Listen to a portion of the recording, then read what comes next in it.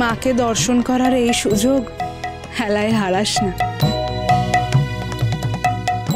তাহলে কিন্তু চিরজীবন দুঃখ করতে হবে।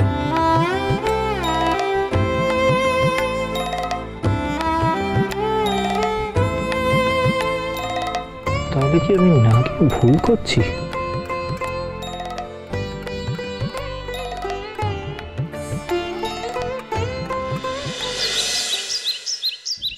যাওয়াটা তো উচিত, তাহলে না গেলে পাপ হবে, পাপ হবে। হ্যাঁ, যাওয়া উচিত।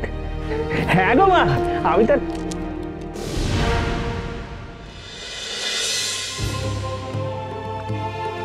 না না, আর অপেক্ষা করা সম্ভব না। আমার জন্য আরো অপেক্ষা করলে এরপর রামপুরহাট পৌঁছতেই আমার দেরি হয়ে যাবে। আমাকে তো নিয়ে যেতে পারলামই না, উল্টে আমারও কাশি যাওয়া হবে না। না, আমাকে একাই যেতে হবে। কিরে, তো একা ফিরে এলি? বামা ঠাকুর কোথায়? আমরা চারিদিকে খুঁজে দেখলাম, বামা ঠাকুরকে কোথাও খুঁজে পেলাম না। কোথায় যে লুকিয়ে বসে আছে বামা ঠাকুর কে জানে, কেউ তার হদিশ দিতে পারলো না।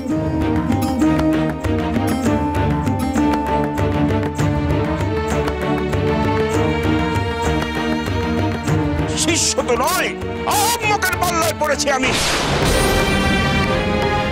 যে আমার শিষ্য হয়েও তার সত্য পালনের জন্য কোন রকম চেষ্টা করলো না, তার নিজের চেষ্টাই বজায় রাখলো। তাকে শিষ্য করেছিলাম বলে আমার নিজেকেই ধিক্কার দিতে ইচ্ছে করছে। আমি চললাম বড় কুমার, আর আমাকে বাধা দেবেন না। না ঠাকুর, বামাকে ছাড়া আপনি যাবেন না।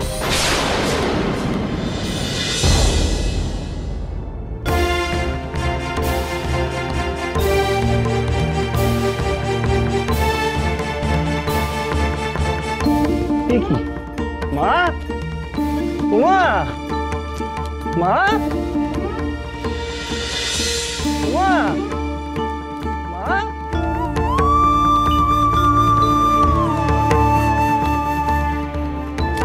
মা, কোথাও তো মায়ের চিহ্ন মাত্র নেই। কোথায় গেল?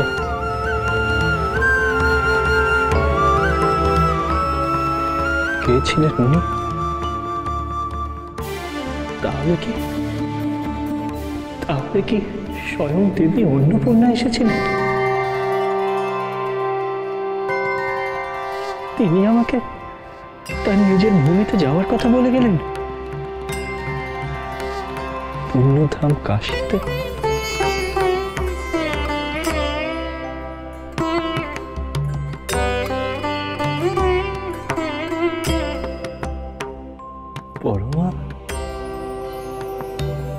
বড়মা, তাহলে কি সত্যি বড়মা? সত্যি?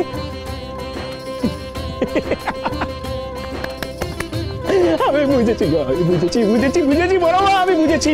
মা অন্নপূর্ণা এসেছিলেন গো, মা অন্নপূর্ণা এসেছিলেন আমার কাছে। আমি ধন্য হয়ে গেলাম গো। মা অন্নপূর্ণা আমাকে দেখা দিয়ে আমাকে ধন্য করে দিলেন গো বড়মা। আমার কাছে বেশি কিছু ছিল না গো বড়মা, আমার কাছে খুব সামান্য একটু মুড়ি আর বাতাসা, তাই দিয়ে আমি সেবা করে একেবারে ধন্য হয়ে গেছি গো বড়মা। তুমি ভাবো একবার বড়মা, ভাবো একবার, সমগ্র জগৎ যার অন্নে কিনা প্রতিপালিত হয় সেই দেবী অন্নপূর্ণা কিনা আমার কাছে খেতে চাইছিলেন বড়মা। ও, আমি তো ভাবতেই পারছি না গো বড়মা, ভাবতেই পারছি না আমি। কিন্তু এখন আমি কি করবো? আমাকে যে এতবার করে দেবী অন্নপূর্ণা ভুলে দিলেন কাশীতে যাওয়ার জন্য। বেদজ্ঞ মোক্ষদানন্দ বলেছেন কাশী যাওয়ার জন্য, তেনাদের কথা কি আমি উপেক্ষা করবো গো বড়মা? কিন্তু আমার যে যেতে ইচ্ছে করছে না গো, তোমাকে ছেড়ে যেতে যে একদম মন চাইছে না গো বড়মা। কি করবো আমি? আমি তো কিছুই বুঝতে পারছি না গো বড়মা। আমি কি কাশী যাবো না?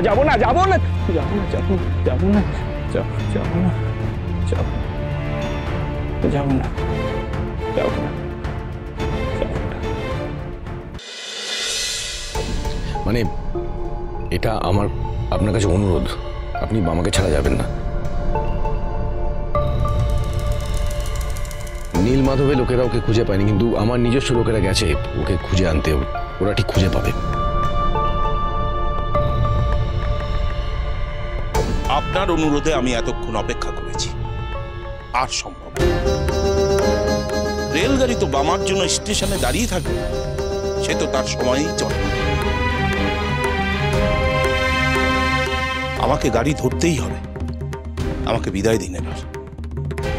বেদজ্ঞ ঠাকুর, বেদজ্ঞ ঠাকুর।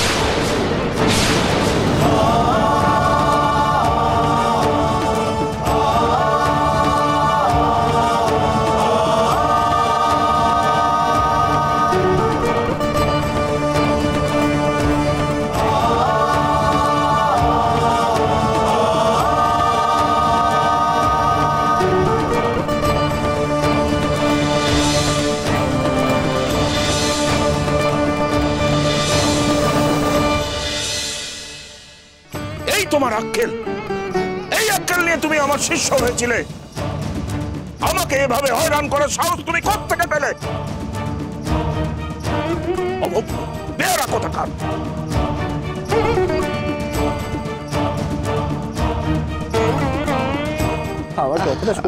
যা বলার আছে পথে যেতে যেতে বলবি মামা। এখন যা বেদজ্ঞ ঠাকুরের সঙ্গে যা যা যা। এখন তোর কথা শুনতে বসে রামপুরহাট থেকে রেলগাড়ি ছুটে যাবে। বেদজ্ঞ ঠাকুরের সঙ্গে পা চালা। যান ঠাকুর, যান।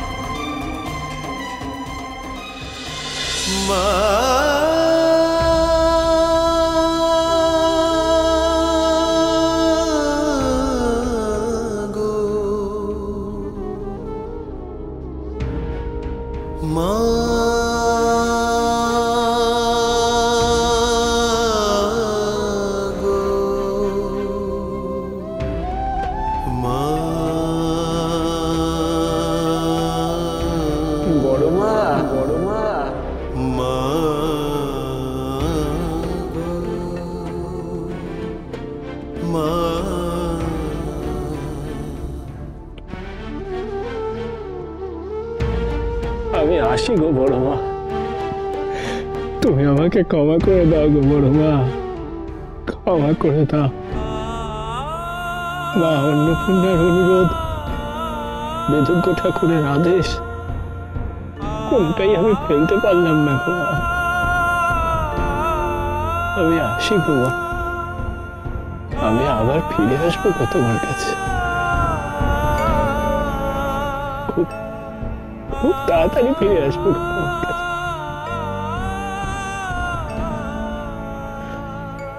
আসি গো মা।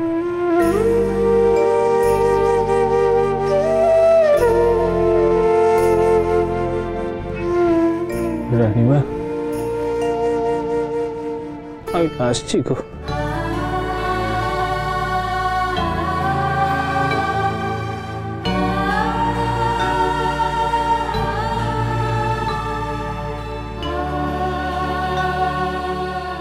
বল ঠাকুর, আসি গো। আয় বাবা, তবে বেদজ্ঞ ঠাকুর বয়স্ক মানুষ, ওনার একটু খেয়াল রাখিস। অত কথা বলার কি আছে, ওকে যেতে দিন। বাবা, আমাকে বিদায় দাও গো বড় মা, বিদায় দাও ভাই।